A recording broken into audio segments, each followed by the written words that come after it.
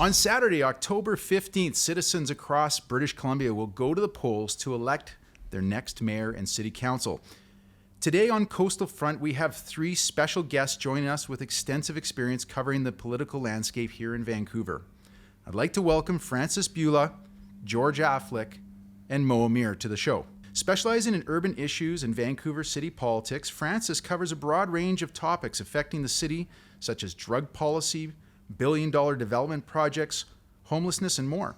She shares her time between writing columns at the Globe and Mail, BC Business, Vancouver Magazine, and is a journalism instructor at UBC.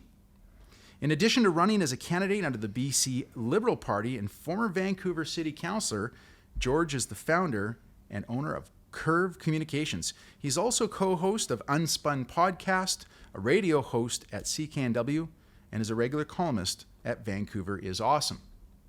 And finally, architect behind the most famous podcast and now talk show in British Columbia, This is Van Color, which you can find on Check News. Mo comes with years of journalism and on-air experience on shows such as CBC's On the Coast and also as a regular columnist at Vancouver's Awesome.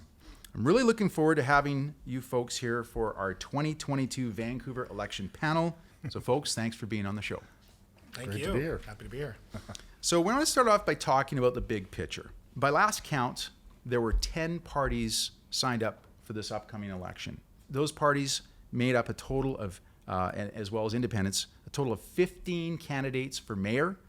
There's 60 people running for city council, 32 for the park board, and 31 for school trustee. This is a ballot count of 138 names when voters go to the polls on October 15th. So the first question for you folks is, how is this election forming up and looking any different from 2018, if it is at all? I mean, Vancouver, it's sort of standard procedure. I think it's always a large ballot. This one, I think, is a little bit smaller than the last time. But the political parties is what's interesting. There's always these new political parties. They think that that's going to help them surge or provide some kind of energy to get them to vote out and get them consolidated. But I think it just confuses voters. They don't know what to do when they look at the ballot. For sure. This is going to be an election where I think the public's going to be more stymied than ever about how to vote. For those who don't remember, there was a long period in Vancouver history where you either voted COPE or NPA or NPA and Vision. You basically had two choices. Now we've seen Vision disappear. NPA is, I hesitate to say life support, but, is really struggling. And they've got all these new parties with new names that don't align with anything provincially or federally, and where you almost have to be a Talmudic scholar to figure out where on the political spectrum are these people? How do I make this align with my values? Did you know that Francis can read minds? Because that was my answer. She stole it. Word for right word. From my Word head. for word. No, I mean, I'll echo sort of the points made by both Francis and George here. I think 2018, that election was about who is going to fill the void left by Vision Vancouver. 2022, I think the election is going to be about who is going to fill the void left by the NPA and Vision Vancouver. Because I don't think that first question was really settled, because what we saw on the progressive end of city council results was an independent mayor, one city councillor, and one COPE councillor, and 3 Greens. And so I don't think that we have that easy choice anymore of NPA versus Vision or NPA versus COPE. And so it's not even about, blowing up the arena. It's about carving out new battle lines. And I don't know if it's going to be resolved. But what I do think, and I think it's best epitomized by juxtaposing Forward Together Vancouver and ABC Vancouver, because I think both really want a majority on council. They're the only two parties really pushing that idea. And just for people who don't know, Forward Together is the mayor's party. Yes, yeah. ABC is the one headed by Ken Sim, who came within 900 votes of winning the mayor's seat against Kennedy Stewart last time. So, absolutely, yeah. And so I think these two parties are the only ones that are positioning themselves as, we want a majority on council. They're not talking about a coalition or anything like that. They're playing for keeps. And so I think because of a myriad of factors, including election finance, which we can get into later, we have a very a system of anarchy in terms of Vancouver politics right now. Let's go back to your comment, Francis, about voters being stymied by there's so many different parties to choose from. George, you mentioned that it's actually, the number count is actually maybe a little bit lower, but because there's so many different parties, let me just speak to the voter turnout in the last election. So let me work our way backwards. In 2018, voter turnout was only 39%. In 2014, it was 42%. In 2011, it was 35%. In 2008, voter turnout was only 30%. In your opinion, where do you think we're going to sit on voter turnout this time around? I mean, I'm tempted to say it'll be lower because people will be more confused. But if those two main parties that Mo identified can really get going on some issue like housing or, crime or, how the city's being run, and if they can hammer that message and get people excited about one or the other. I don't think that's the problem. Excited is not the word that we can ever use for this election. These candidates are so boring. Yeah, I mean, this election, I think, is one of the most Well, boring. Who do you want back? Larry Campbell? Is that Well, is that what you there's want? no excitement, but you even Gregor at least had some charisma that people. But I think if people care enough, like if you look at 2014, that was the last term that Gregor ran, and Kirk Lapointe ran for the NPA, and I think people were fed up. You're starting to be fed up with Vision. The NPA. It didn't run the most perfect campaign, but it got people excited about maybe tossing these people out. So the turnout went up. Well, they also both there was a clear choice. Well, they both spent $2 million as well on advertising. Yeah, but they also spent $2 million in the previous election. Oh, I know, but so George, do you think we're going to have a lower voter turnout than we had in 2018? Oh yeah, it's going to be terrible. I think the question I get asked all the time is because, of course, I was in office. Was who should I vote for? And I'm like, I don't know. I mean, and people don't know. They all seem kind of meh. And so I think that makes people go, maybe I won't show up. But I also think that Kennedy Stewart hasn't resonated in a way that people wanted him to. But I don't think it's enough for people to, be angry enough to go vote for somebody else. They'll just not show up. He's gonna have the most challenge getting his people out because they're kind of mad at him, and so they want to punish him, but they don't want his competitors to win. So it's a weird dilemma I think we're going to be in. When I look at the messaging I'm seeing from these mayoral candidates, I'm seeing things like a road tax conversation or planting trees, or every party tells us, with the exception of Team, I guess, who's going to build the most amount of housing. So my question, I'm going to write these down, is I'd like each of you to tell me what you believe are the biggest issues that voters are going to be thinking about going into this election. Do we have to limit ourselves? Yeah, we're going to limit ourselves. Yeah. I'd like us to get down to three. Okay. Three subjects that we think voters are top of mind. And what's the consensus here? What are the top three things that... You want me to go? So I would say housing and housing affordability, obviously number one. Number two, I would probably say crime and social disorder. I feel like that, certainly in the downtown core and neighborhoods like Yaletown, that is a huge issue. And then third, I was hesitant to say this one, but I think, and I looked through Mario Canseco's data. Research Co. just did the most recent, I think, polling. Yeah. Property taxes, because it hits as like the number one topic for people who are 55 and older, for the boomers, and they are a very reliable demographic in terms of voting. So in terms of number three, I would put that over other issues. So I think property taxes number three. Over planting trees. Yes, 100% over planting trees. Okay. Yeah, George, what are are you in line with any of these? Yeah, I think housing is always the number one issue, even though it's something the city really can't do a lot about, and affordability kind of fits into that. And the crime thing seems to be hot. I think the crime thing though will resonate mostly, as Mo said, with the downtown core, which I think the turnout generally in the Yaletown area and Cole Harbour is generally quite low, but it's quite conservative. And so I think it's an opportunity, and it's a lot of people that live there, but the turnout's usually 15% in the downtown core. You might see a surge for that community if the right candidate can resonate on the crime thing. But I don't think the crime thing matters to people across the city. It's not as the hot issue that people feel like that. I think that we feel it is. I think housing, yeah, for sure. I think affordability, the whole crime then into the drugs and the downtown east side and cleaning up our city what is that? How will that work? Would be the third one, but it's kind of coupled with crime. I think they're very close together.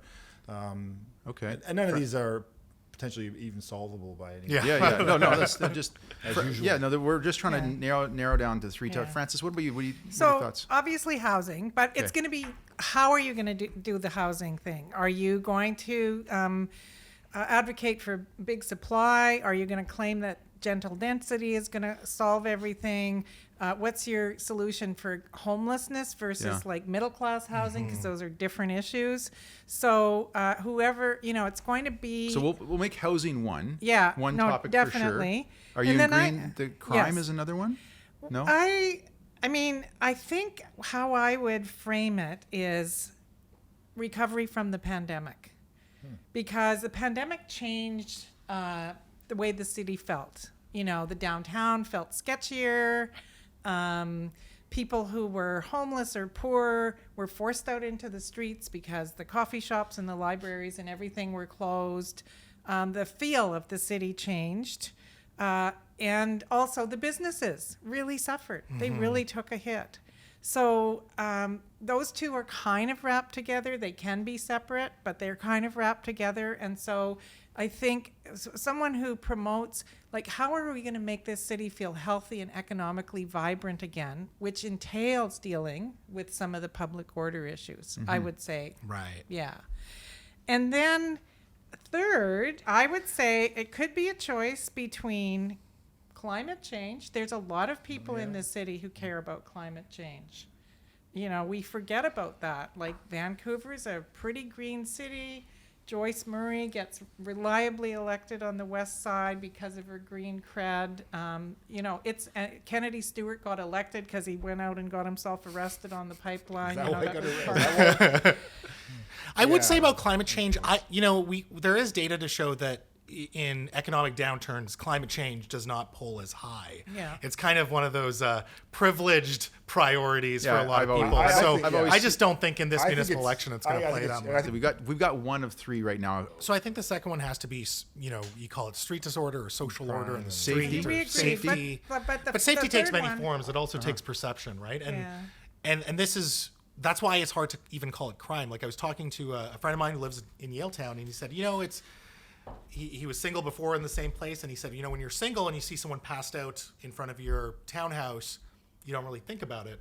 But when you have, a little kid, then suddenly it becomes a concern. Sure, that passed out person hasn't done anything, but now you're seeing it in a different light. And so I think a lot of it is also just the So what do you visibility want to of title things. it then? If you don't I would call it just so? call it disorder, I guess. Like, yeah.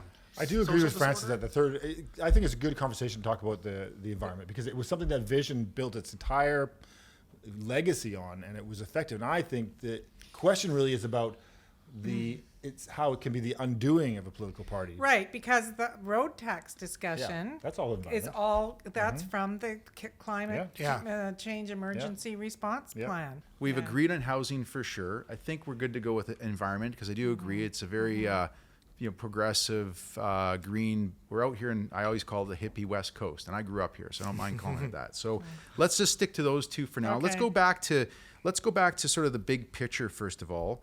One of my questions is around the parties, because there are all these new parties, as you folks have mentioned. Is there any one particular party that you feel has really pulled away from the pack, if you think of this in a form of a race, or has fallen behind? People are going to start accusing me of being their paid agent, but I think it's ABC. Like, you just look at their ABC event. is ahead or behind? Is behind. Is ahead. Is ahead, okay. I think, and the reasons why I'm saying that they're ahead is you look at sort of the events that they're having, and it generally looks like people are having fun in terms of, I'm not calling Ken Sim a charismatic leader by any means, but in terms of a certain energy, I think they are capturing that. I think they've successfully tapped into certain formal and informal organizations in terms of their organizing. That's the name that I hear in my circles. And again, I obviously have blinders in terms of people I associate with, but ABC, Ken Sim, that's the name that consistently comes up. So I think it's... And any it's that them. have fallen behind in your view? These are all the parties well, here. Kennedy continues to fall behind. NPA. The vision, the idea of their... Yeah, well, the NPA, 100%. Yeah, sorry, they're so far behind. I called that back in April. That's way back there. Vision Vancouver, I think, Francis made a said they're splash. not quite on life support, but you believe They're dead. It's done. They're dead? It's done. Okay, yeah. They'll be lucky if they get Melissa's seat, Melissa DeGenova's seat, Yeah. I think. And I think as time goes on, that's seeming less and less likely, but still very possible that she wins her. George, any parties you see that have really pulled ahead of the pack or fallen This is behind? why elections are interesting, because it's like a horse race, right? You have things come and go, and you had team surging, and now you've got ABC surging, but we haven't even seen Kennedy Stewart what kind of budget he has. We've seen some documents about how much money he's raising. So what's he going to do? And it's really about a momentum. Right now, I agree with Mo. ABC has some momentum. I think team has fallen behind. But I think it's forward Vancouver's to lose. I think team is maxed out. Like, I don't know if Yeah, they're no, I falling agree. behind, but they're just like. But they had some momentum, and then they kind of capped out. You're right. But I think that forward Vancouver really it's theirs to lose in my mind. It's an incumbency for the mayor. They have the sweet spot for that for sure. I think they were disappointed with the slate rollout, like the reception to that. They were disappointed with some of their platform plank rollout. Like, they haven't really had any jolts of energy 4 or weeks to anything go. to But hang on I to. would just point to two parties that aren't running mayoral candidates, but who could be very crucial on council. And one is One City, Yeah, who currently has Christine Boyle. Yeah. Oh man, yeah, she's got a big following. a big following, and I hear that she doesn't register that high in the polls. So I'm very curious whether they're going to. I think she'll get reelected because I think all the incumbents just have an advantage in such a Although they don't messy, put that in the ballot anymore. crowded field, but in a messy, crowded field, name recognition. And Cope, no, not Green? Cope, Green, because I think they're done. They're getting wiped they I think so. had some funny votes, like Adrian, for sure, Adrian Carr, but they voted against each other on a few housing things. But the young urban crowd were kind of choked with some of their anti-housing votes, Right. and started saying, "Are you people really green?" And you could see the Greens trying to move over. I think the Vancouver Greens have a lot of built-in name recognition. You look at their results in 2018, they did not run a particularly sexy campaign. Their value proposition has always been somewhat ambiguous, and I think people just vote on the perception of this is a party that cares about climate change, but a lot of their votes are from people that are not necessarily following Vancouver politics in the way that we would. So I just don't see the Greens collapsing. They might not be first and second anymore, but I still see a couple of their guys getting onto council. Okay. Going back again to Francis, you mentioned Christine Boyle. My next question is, aside from the parties which we just discussed, are there any particular candidates, and it sounds like you'd say Christine is one of them, any particular candidates that in your mind really stick out either positively or negatively? So the problem is, no. I think people are going to end up voting largely by the mayor and the brand.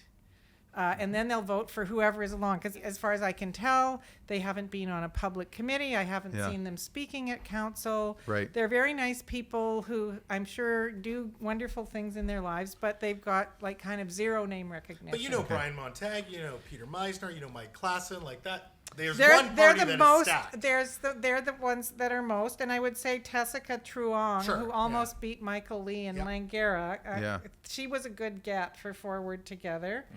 And there was Leslie Bolt, maybe from Vision, Yeah. but that's a long shot. But the rest of them, So your answer in simple terms is no, there's no candidates that you see no. And Bill really, Thielman. Bill Thielman. other Bill than, Thielman, yeah. other than you From- mentioned earlier from- Christine Boyle. You think yeah. that maybe she's got that. Well, I think Christine, Yeah. Sarah Kirby Young, Rebecca Bly, Lisa Dominato, they all come in with some good coattails. Yeah. Right. Okay. George, how about you? Do you think Oh, that, George is George, are there, disagreeing. No, I are there agree. any I candidates? see his face. Regardless of what Yeah, party look- they're with, are there any individual candidates that, in your view, are presenting themselves in a very positive or negative light? Well, I think the Rebecca gets the confusion vote for the Sarah Blythe and Rebecca Blythe. I think she gets that little extra bump there. I think Jean will have no problem. I never thought Yeah, about no, that. I think she got an extra few thousand votes in the last election. I think that Jean will get in again. I think people will just throw that. She's like the protest vote. Yeah. It's good to have her there, and she doesn't have to do much. But I think one of the challenges is if you look at this, the parties running any more than 5 people are really doing themselves a disservice. NPA adding, while Mike Klassen's, as far as name recognition might be a good addition. But what happens with this vote because I've seen the math, I've been a part of this math many times in politics, civically here, is that there's this magic thing terrible thing that happens after 5 candidates. If you start doing 6, and if you do 7, and if you do 8, it's even worse. But basically what happens is nobody really wants to vote for an entire slate. And if they were, is that right? so what they do is they'll do 6, is the sort of 6 or 7 of a party. And then they'll start saying, I want to have 4 Do mix and random. match, But the yeah. problem is, who are those 6 votes? And so what happens is you water down, if you're running 7 or 8, you water down all of your candidates because then none of them get it's elected. random. Against each Well, other, see, yeah. and I'd love your opinion on this. I'm just going to take over. Yeah, go for it. But Yeah. I feel like the kind of the left progressive side is cannibalizing themselves because between among Forward Together, Green, One City, Vision, and Cope, you've got 18 candidates. And I would Right. say Progress is pushing into that lane And as Progress well. also Yeah. pushing into that. So you've got they're eating each other. They're cannibalizing each other's votes. And again, if nobody knows who these candidates are, no one has an I know, obvious but here's the advantage. math. Look at the math here. They get Forward Vancouver running 6. 1, 2, 3, Okay, 4, you're 5, not 6. supposed to do your No, and then you got One predictions. City's running Yeah. 4. This is intentional. This is an alignment. They are working together, One City and Forward, to ensure they get all 10 seats. That's their goal, to get 10 seats on council. Fascinating. They've That's talked to each other. They've made that plan. I Let's never go to thought of Mo that. here You're for a right. second. Mo, Yeah. what about in your opinion? Is Put there that any in- put single that candidate short clip of it. that's pulled ahead, or is there any single candidate that's really got a positive opinion out in the market there, or a negative opinion is not doing Yeah, very I mean, well? no one person I think has broken out. I think in terms of performance, I find Ken Sim to be very fascinating. He loses the 2018 election by less than 1,000 votes. Yeah. Immediately doubles down. He's going to run again, right? He is committed to this. In 4 years, this guy does virtually no media training. Like, he is not good on television. He's not good on the stick. It's weird. And so you've kind of had him, and to John Coupar's credit, even though I don't think John Coupar was particularly charismatic either, John Coupar had positioned himself as the reply guy.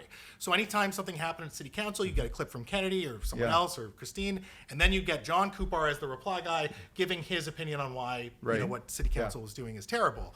He did a good job positioning himself like that. Unfortunately, it didn't resonate for him.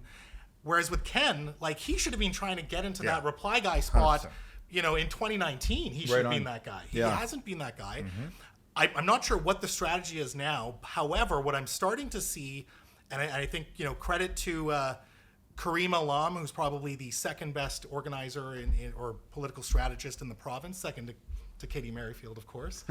But I think what they're doing with Ken now is that they're being very judicious about where he goes. He's only in a debate if Kennedy is in the debate. He's only doing media that he wants to do. So you had that incident with the Chinatown Guard who asked Kennedy Stewart, can I take you on a tour? Stewart, terrible move, says no. Who's right in there to jump in? Ken Sim. That's Right. an easy media hit. You get some good graces in the public. And I think they're being very careful with how they're building him up because they know his weaknesses. Yeah. But yeah, just a kind of a confounding candidate in that he did not work on that aspect of his candidacy. Parties have started rolling out these candidates that are proclaiming that they alone have answers to solve these magical problems or these magical solutions to these problems such as homelessness, housing affordability, climate change. We're going to talk about safety. And many of these issues seem to span across, obviously, all 3 levels of government. There's a lot of talk about downloading of responsibilities to the municipal level. When it comes to these municipal politicians we're hearing, namely around the big, 4 mayoral candidates, have these local politicians kind of lost the plot when it comes to what they're responsible for and what they should be talking to the electorate about? What happened is things changed with Vision Vancouver when they really started pushing to solve issues like homelessness and housing, and they changed the messaging, the way local politicians in Vancouver, anyways, consider how they do what they do, and they can't do these things. And so now you're stuck in this nightmare of making promises you can't possibly keep, but you know that the electorate care about them. So, like housing, this is still the number one issue, and that sort of started really with Vision Vancouver, and that continues I to don't this know why day. you keep saying cities can do nothing about housing. Well, Their I number mean- one job is land use regulation. Yes, but people want stuff built, and so yes, you can argue the land use for sure and speeding up the process, but people want to see stuff built immediately, and where's that funding coming from? And what happened with Vision and what continues, $400 million of the capital budget is for housing, and where's all that housing? It hasn't been It built. is very slow. Like I've written about it, all the So- social Yeah. housing Yeah. towers that were promised 4 years ago, and they're still, in development permit stage or something like that. But they don't build things generally. Cities but don't build The whole things. thing is, there is this weird thing going. It's not weird. I'm sorry. There is this thing going on where people are saying, "Oh my God, the city is taking on way more than its core responsibilities." I think. Yeah, the downloading concept. What was the 129 million is spent every year, or 329? Somebody came up with a report. Yeah. Oh, the city did, about how much they're spending on what should really be provincial Mm. and federal responsibilities. Yes. The reality is, if they don't spend it, watch out what the city looks like. And this isn't happening just in Vancouver. Like I talked to Well, I don't the agree. Look what Victoria Mayor- Burnaby didn't do it, and Kelowna. their city's way nicer than Vancouver. I mean, Derek Corrigan lost his election in part because of this, because he said, I don't do housing. That's not my thing. I'm not putting my money. I'm going to save our money. We build community Okay, centers. but if everyone we do did this. that, we it cut the wouldn't work. grass. You go to Burnaby, it looks way nicer than Vancouver because they didn't do. He said no to those things, whereas Vancouver kept saying yes, Yeah, we'll take and care of it. if And the everyone province did is it- like, oh, thank you very much. Take it. If Thank you. everyone did it, it would be chaos. And, a lot of cities, they are putting money in because they're having trouble. Kelowna, Fort St. John, Nanaimo, Cities have to say no. Stop it. That they have is to so say no. ridiculous, George. They That have is to. like the dumbest No, thing it's I not. think I've ever heard you No, say. it's not. No, they have to. You have to push back on the government. You have No, the federal. that's institution, what you Sam have to. Sullivan and his whole NPA crew did. No. No, we're not going to take on any provincial responsibilities. to push We're going to back let on this people be downloading. homeless. Like Mo, what are your thoughts on Yeah, this? I mean, obviously, I think each party engages in some form of signaling to the electorate, right? Here's what we're about, and if you are inclined to fight climate change, vote for us. Like that, every party does that on some level. I think the reality is, obviously, there are gaps in terms of services provided by the province and by the federal government. Huge gaps. This has been happening for a while now, and I would probably lean towards Francis's side of saying, if it's happening in your community, ultimately you do have to bear some responsibility. Now, the reality is when we talk about these systemic issues, including crime, including housing, including climate change, certainly, you have one of two options, really, when you're in municipal government. The first is you lobby to senior levels of government, so you write a letter, which is usually pretty ineffective, right? Like, you're not really doing much. You're just asking for something.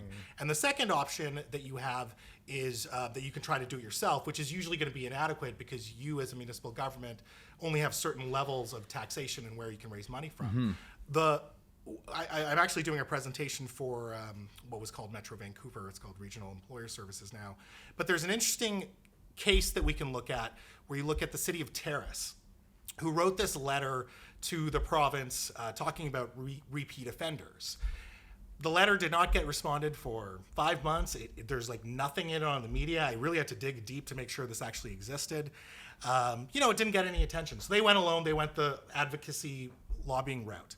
You juxtapose that to the Urban Mayors Council that put out a letter, very detailed. It was all these mayors coming together in a collaborative approach, approaching the province saying, here are our issues. That got a lot of media, got a lot of attention. It put the issue on EB's desk. It put the issue on the public safety minister's desk. And ultimately, I think for municipalities to tackle these systemic issues, they do have to work collaboratively. 100%. But I think they also obviously have to have a role in the solutions that are provided. So you can't complain about, unaffordable housing if you've added nothing to the housing supply. Like there is a So let's- that's 100%. Mo, I know it's the dumbest thing I've ever said, but let me continue. I just want to make it clear that George is very smart. Let's take this back. So that's a great point, Mo, and you seem to be agreeing, George. But let's take this back to this election. We're still in my opinion, early days in a high inflationary environment. I'm going to kind of plug in my sort of financial view of the world. So I don't know that by the time this election comes, whether the cost of living is really something that resonates with people. And I'm not just talking about the cost of housing. I'm talking about even going to the grocery store. And as you pointed out there, Mo, earlier, you said, people worry about the environment. I know I've always said that people worry about social justice and the environment when they've got money in the bank. So I don't know if this is going to be a big of enough topic or consideration for voters going to the polls in basically 30 days' time. But let me reference a couple of quotes from my interviews with Mark Marison and Colleen Hardwick when they were on Coastal Front earlier about this election.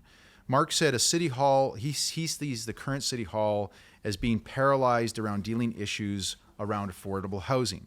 Colleen Hardwick said over the last 14 years, she's watched the city through its business and financial model make it more expensive for residents to afford to live in Vancouver. And she referenced things like not just property taxes, but even the little things like the cup tax.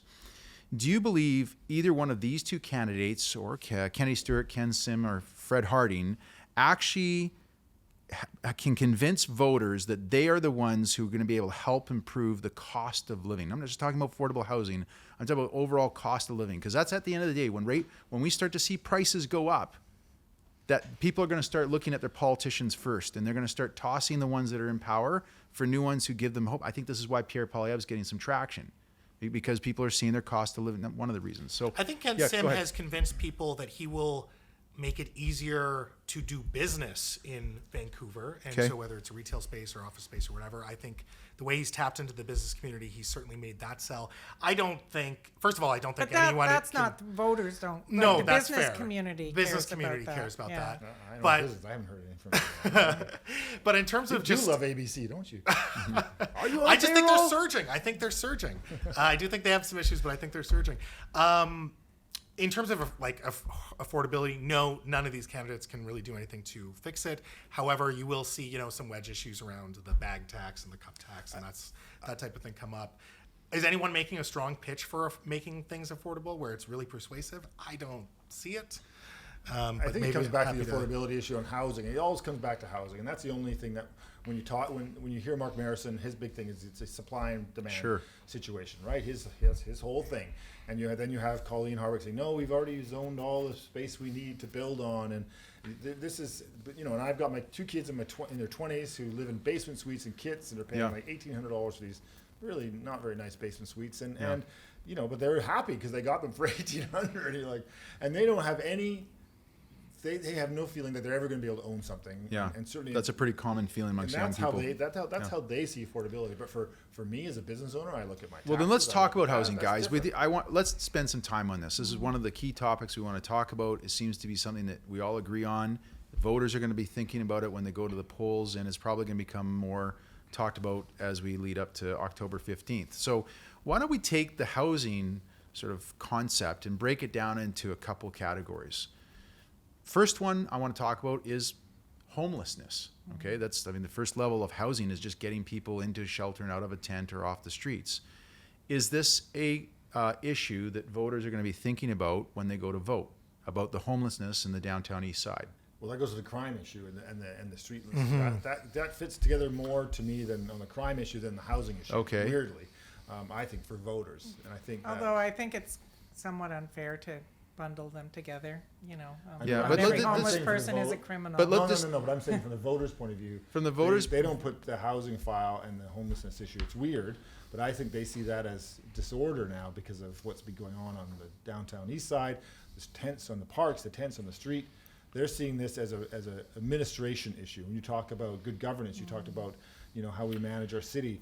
That's more about that issue. Housing, as you also said, it's about zoning. It's about how do we get stuff built as fast as possible. How do we administer that? See, I would agree. I don't think people look at housing on a spectrum. They look at their housing and where they are. Well, that's why I'm trying to create three categories. So I look at like homelessness, which obviously most voters are not homeless when they're but they know it's an issue of the city and the province. There's people like your kids, George, who they're not also probably thinking about how I can't get a permit to build a 4-story building. They just want to be able to get a half decent basement suite or somewhere to live for less than $2,000 a month. And then there is the small few people who are not going to really affect the vote, I don't think, that are the builders, right? I mean, they might be able to sway it in the way of making donations for campaigns and billboards. So going back with respect to like the majority of voters, the people who are going to elect this next city council and mayor, when we talk about homelessness, is this a big factor right now, or is it more about that middle group, the 20 and 30-year-olds that are struggling? Well, I think homelessness always means something to people in Vancouver, even if it's not in their neighborhood. Like Larry Campbell in 2002 got elected because people thought what was happening in the downtown east side was shameful. And I think there's a really good chance that, you know, the tents all along Hastings Street someone could capitalize on that and say, this is shameful. This is shameful that a city as rich as Vancouver has this. And if they could come up with some specific solutions, you know, like I'm moderating a debate for Chinatown, and they're saying, would the city consider setting up a kind of a regulated encampment? Because everyone is saying, we don't have housing to put them in. It's coming. We're trying our hardest. We're rolling it out. In the meantime, we don't have anything. So they're getting chased from park to park. I see them all the time. Oh, the tents are here in this one today and gone tomorrow. And so I think people care about that issue because morally they feel it's wrong for a city like this. And then some people care because they don't want it in their neighborhood. Do you think homelessness is something that people think about when they go to vote for a municipal election, or at least this one? Not unless the mayor running for mayor says he's going to end it. And that was a very effective tool for him. And I'm going to push back on 2002 on Larry Campbell. That election, to bring it to today's thing, this vote on the right was split. There's two parties, MPA separated out. There's two parties running on the right. They split the vote, and Cope won that election in a landslide because of that split on the right back then. What split? It's a great history lesson. I love this. Oh, no. People were sick of the NPA. They'd ruled for umpteen years. Campbell had gotten in provincially, and the city swings the other way from whatever the province is. Okay, so let me ask you this. When it comes to housing, regardless of, you know, whether they're talking about homelessness, getting big projects done, or the 20-year-olds trying to find a basement suite, with respect to so many different parties and 4 or 5 different mayoral candidates, who, in your opinion, is winning on this file right now, on this topic? Who's winning right now and who's not? Well, I would say the housing experts like what they've seen so far of One City and Progress Vancouver, because they not only came up with saying we want more supply, which, you know, everyone except Colleen Hardwick is going to say, but they had some specifics. Where is it going to go? You know, Mark Marison said around schools. He would ensure that seniors complexes would be allowed anywhere in the city without some fancy rezoning. Christine Boyle, both of them talked about allowing apartments everywhere in single-family zones. Like Kennedy Stewart has a housing policy that's a gigantic number, 220,000, is it, in 10 years? And everyone I know who owns a hammer is like, how is he going to do this? It's like Saskatchewan. He's going to build them in Saskatchewan. It's more than double current production. I would say I'm going to be a contrary. I think the party that's winning on the housing issue is actually Colleen Hardwick and team, because they've defined the anti-housing strategy. That's their thing. Okay, mine was of the pro-supply parties. But the question is, because the other parties, their housing ideas aren't resonating, but Colleen's housing idea is resonating, and it's pretty much all she's got. I said that already. So competitive today. I know, I'm being such a meanie. George, who lifted off Francis, I agree with that, and I was going to go that direction as well. Because I for all the reasons George said, I think that was a good answer. But in terms of the pro-supply group, I mean, we've seen and the Mr. pieces ABC, you, like, what do you think? What do you think ABC will come out with? Because both they and the NPA seem to sort of waffly want to say more supply, but not too clear on how. We're not going to ruin your neighborhood. Yeah. And, okay. I think and I don't want to sound too snobby or nerdy about this. I think we're giving too much credit to the electorate that honestly doesn't have a lot of time to look into each policy. It's a really good point, Mo. And how it works. Yeah, when people, when even in 2018 or in this election, when people say, "Oh, this person is going to build more housing," the question I ask them is, when we have a labor supply that's completely tapped, construction materials, costs is through the roof. Land is chain. obviously through the roof. Interest How much rates. more? Oh my interest God! rates, What I'm hearing about the how much interest rate more impact. can we build? What is the Yeah. and we've been building pretty close to record, or at least record home starts. And so the question becomes, what is our capacity? No politician on a city level, on a provincial level, has ever been able to give me an answer that the city of Vancouver or the province of BC can build at most X amount of homes. Yeah. We don't even know that. Yeah. So I tell people when anyone says we're going to build more supply, ask them this question: how much supply could we possibly build? They don't know. I think voters are looking at signals and cues for who they're going to vote for. Colleen Hardwick's got the NIMBY market wrapped up. On the pro supply, sure, Mark and One City have the most robust plan. However, are they really making traction with Vancouver voters? And they don't have, the One City doesn't have a mayoral candidate. Yeah. So by Right. definition, they just don't get as much attention. I will say though, and this is to your comment earlier against me, but and this is actually an argument in favor of what Colleen and team are saying, and this is true, is that the zoning is there for the significant housing that's already been approved. A lot of it was approved when I was there, and the problem is the approval process now getting stuff built, and also how do you get developers to want to build? It's not like you say, hey, come In build. a downturn. They don't. Yeah, they just.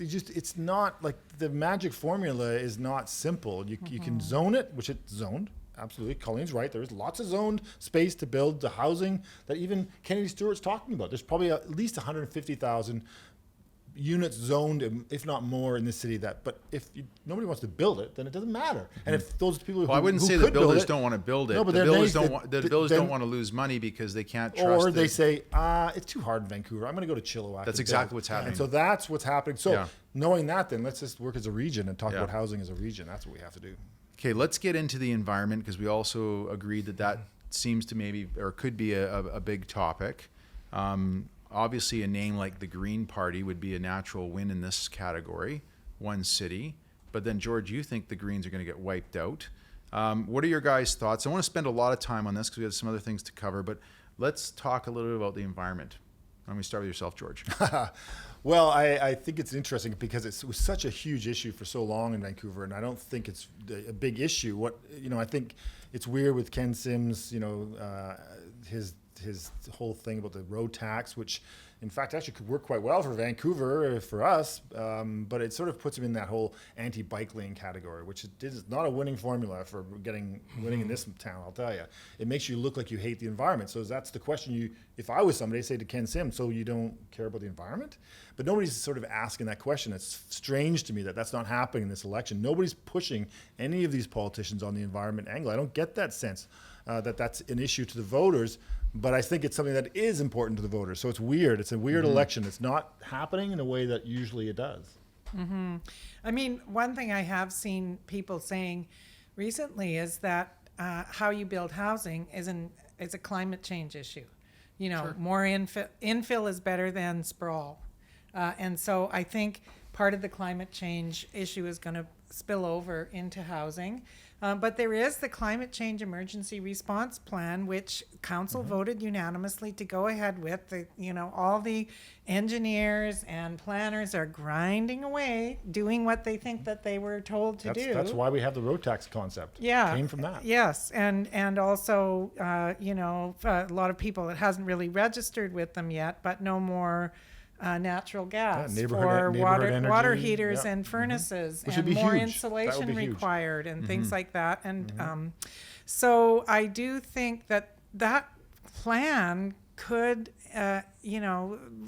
people can come out for and against it. Like it could be a bit of a talking point. But instead we're talking about the Broadway corridor. I don't get it.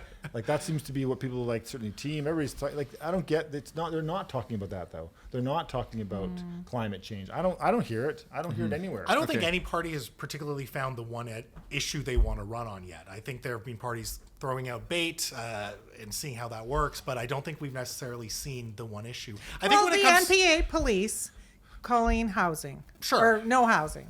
Sure. So who's the climate change party?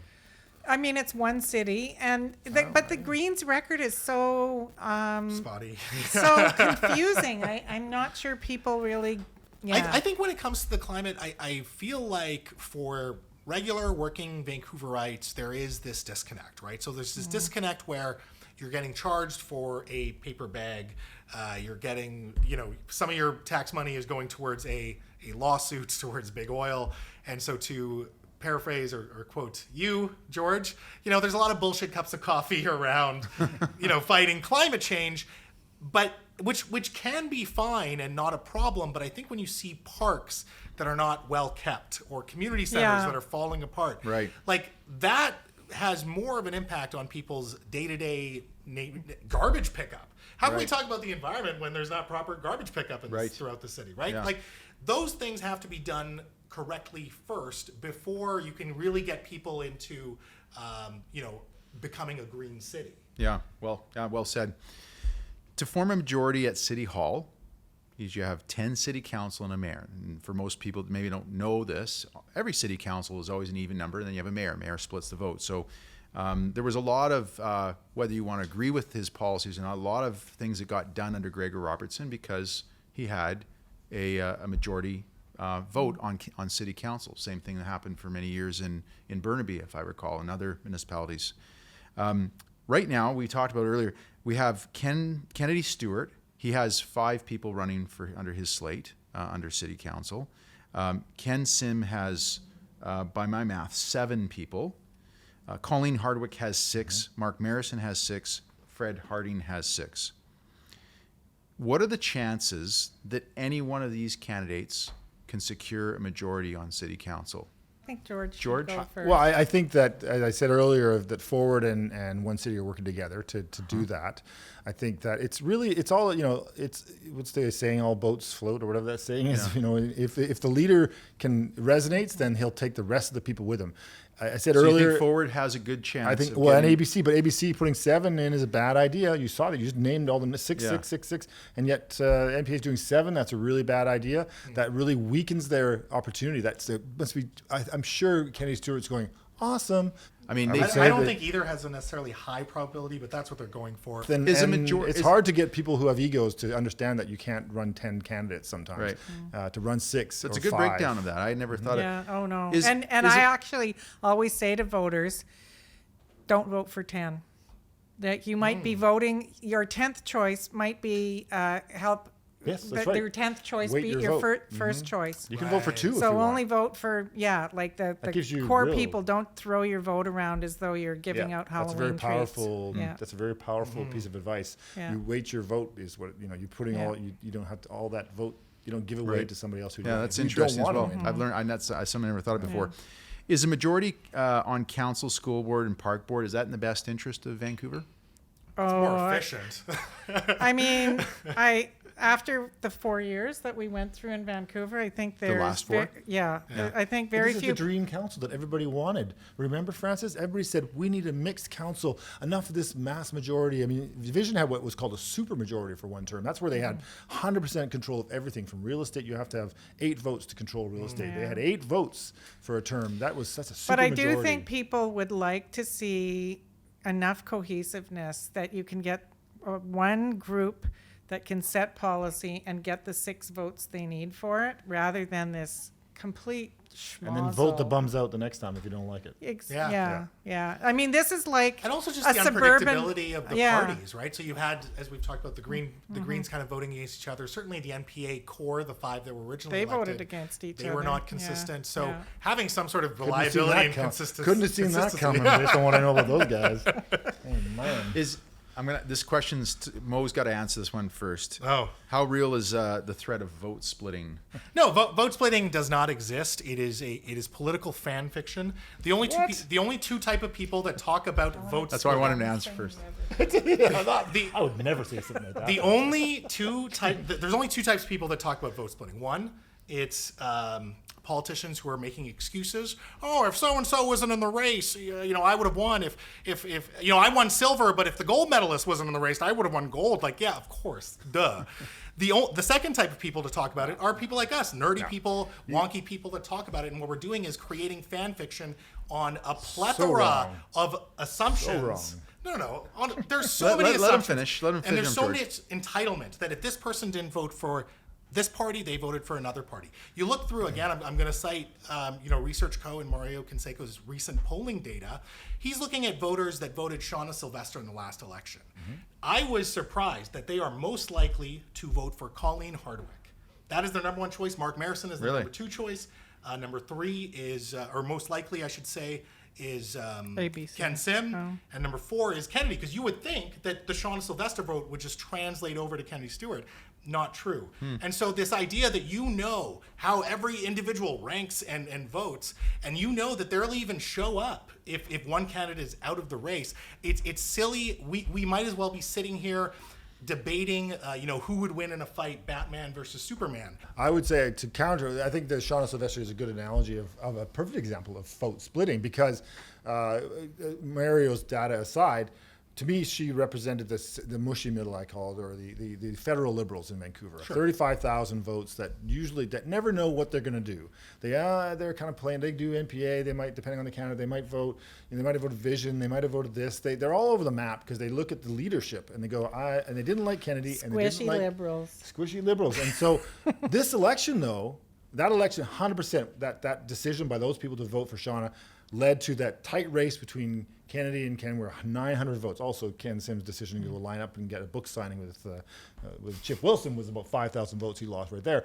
But I would say that those 35,000 votes are up for grabs this election. Look, you can assume that Ken Sim might get his 50,000 and Kennedy might get his 50,000. Where are those 35? I don't know if I agree with that. I think a lot of them will go for Kennedy because they're not going to want to go for Ken. Here's my other problem. How are we talking about vote splitting when voter turnout is under 40%? We're looking at this little small pie when there's this whole population that needs to be engaged. So this idea of you're stealing votes from me. Fantasy fiction. You're stealing votes from me. Well, your job is to engage the electorate. I'm not saying that's easy. You want to get the people who vote to vote. That's not the ones who never vote. But you have this. You have more people who can be tapped. And so to complain, if this person wasn't in the race, I would have won. Get them out. They don't come out. If you're 25 years old, you just don't vote. They don't. If Francis, if everyone cleared the room, I'd be the smartest person in the room. Sadly, I'm not the least smartest going person to in the weigh room. in on vote splitting. No. I just it's fan fiction. yeah, I mean it is the kind of thing that nerds like us love to talk about and get our little calculators out and discuss. And So is it possible maybe that it's going to be something much simpler than all this in-depth stuff we've been talking about, and that when voters go to the polls on October 15th, it's going to be something really, really simple? But I think that's going to a lot of the points that I was making in terms of ABC's traction, in terms of what voters are looking at. We can go through the policy and all this stuff, but I don't think voters are looking at it. Could I be wrong? 100%. I'm most likely wrong. The undecided vote, based on all the polls that are coming out, it's never been this high. It's huge. And that's curious to me. But it's not, because as we said at the beginning, the two main parties are out of the picture almost. And so everyone's trying to figure out how to realign and what do these names mean? Right. Where are these people? Do you think the lower voter turnout benefits Colleen Hardwick and team? So let's say we get an abysmal voter turnout, 30%, 29%. Because old people will 100% still show up. Yeah. They always do, and that's not a derogatory statement. I mean, I've heard I'm in that. the age Just older bracket demographics, now. yeah. We show up, and so Thanks if a you lot, have George. if we have the base, if your base shows up, that's key. Getting the vote out. This is where money matters. I talked about this at the beginning. Not having the kind of money that these parties used to have to get their vote out is a real big problem. And so Kennedy Stewart, I imagine a big chunk of his budget, all the money he's collected, is all about getting his vote out. That's what he's not going to put that much money into advertising. He's going to do about whatever it takes to get his vote out, whether it's dragging people like from the their base homes. that they already have. Get them out. Their voter list. But he's not going to meet those fundraising goals now. I'm pretty sure everyone on that list is not going to return his calls. They'll double But them. in both Surrey and They'll give them Vancouver, I've had people say that there's so many candidates that you could see someone, more so in Surrey, but you could see someone winning with like 27% of the vote, just edging out someone else's 26 or something like that. Like, I think it could be really close. It's so weird because Gregor Robertson in 2014 got 92,000 votes. I think. Crazy. Yeah. And Kirk got 82,000. Right. Oh, yeah. And then to the last election, the two front runners got 52,000 each. Like, Yeah. what happened? Where did everybody go? So is there a good chance in this election that if, say, for example, Kennedy Stewart were to win, he might not have to have as many votes as in 2018 to be able to win this? Because Oh, yeah. Oh, yeah. Yeah, because Okay. I think Colleen Hardwick's party is stronger than some of the fringe parties that were running last time. She's Yeah. she's eating more of the sort of right-wing vote. Okay, so we've come to the apex of our conversation. We are going to be seeing Vancouverites vote in 29 days or before. We're 29 days as of today away from this election. So to keep things lighthearted, I thought we could do a little wager.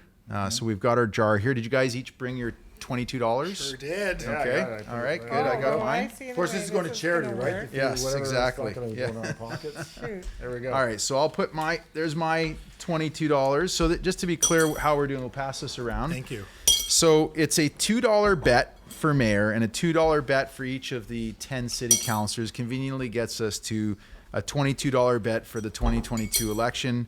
We got $88 in the jar. I will start. These are, just to be clear, these are not who you want to win, but who you believe is going to make up the mayor and city council. So I'll start with myself. I think Kennedy Stewart takes this for another win. And I think on city council, you are going to see Adrian Carr, Pete Fry.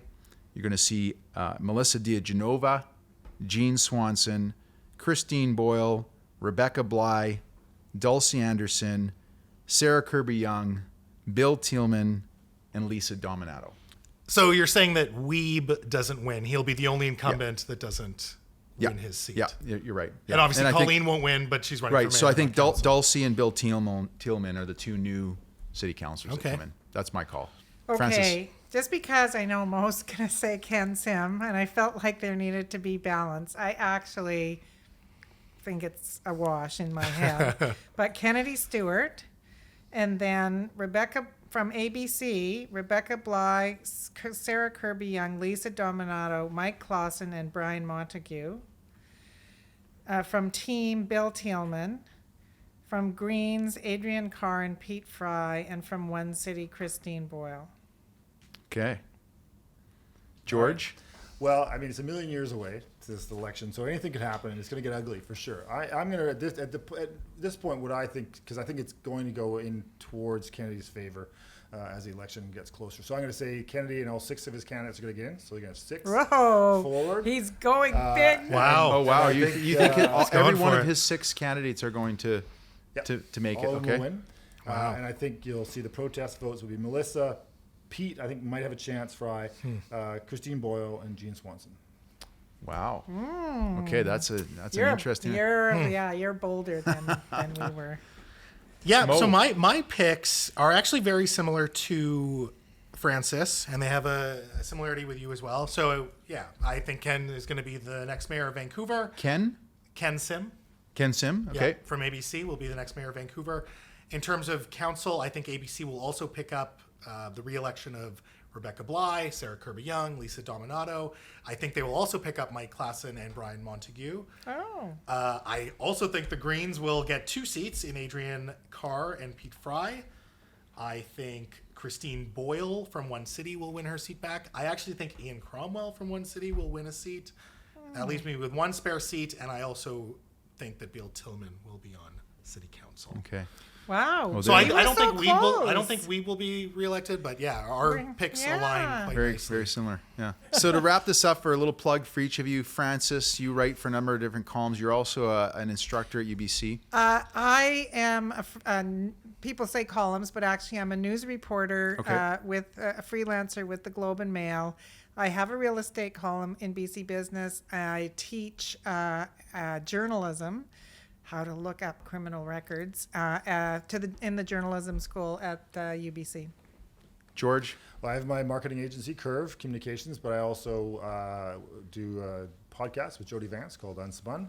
And I am a fill-in at CKNW, but I'm also going to be live on CTV with Diane Watts again on election night. So she and I will be the pundits. We won an award last time for our work, so tune in to CTV for election night because I think it's going to be a fun night, especially watching Surrey and Vancouver. I think with her and I there, it'll It's going to be interesting. so interesting. Yeah. Yeah. No, fascinating. Mo? The Yeah. most famous podcast in BC. My podcast, Now Turn Television show, is on primetime television on Check. Thursday night at 9 o'clock, following the new Steel and Vance show, which just launched as well. Speaking of Jody.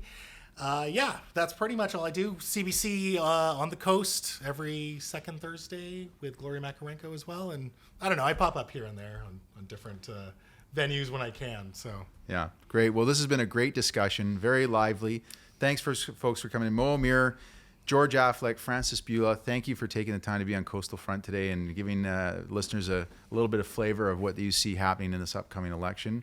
And of course, if anybody wants to, they can log in to watch all these interviews that we've done on Coastal Front during our election series, both the mayoral candidates and most of the parties that are running in this election. So thanks, folks, for being on today. Enjoy your Friday. Thanks for having us. thank you, Andrew. Okay.